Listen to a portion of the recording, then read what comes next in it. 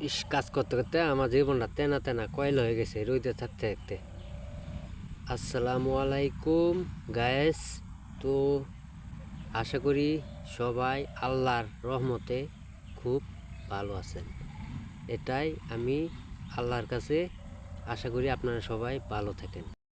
Care ভিডিওটা বানাইতাম আমি যখন ক্যামেরার সামনে আহি আমার গলাটা হুগায়া কাঠ হয়ে যায়। কাঠ মানে বালুচর করলেই চলে। ক্যামেরার সামনে এলে যে সব কিছু ভুলে যায়। আচ্ছা দিই তো কোনো কিছু পাই নাকি।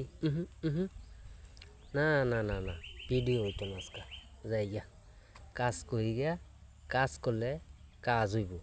এইসব ভিডিও মিডিও বানানি আর আমার দ্বারা হইতো না। আমি কোনো ডায়লগই পারি না, কোনো কিছু কইতামই পারি না, তাহলে কি আর ভিডিওটা বানাইতাম। যাই গিয়া কাজ করি গিয়া। মনে দেখা পড়ছে রে।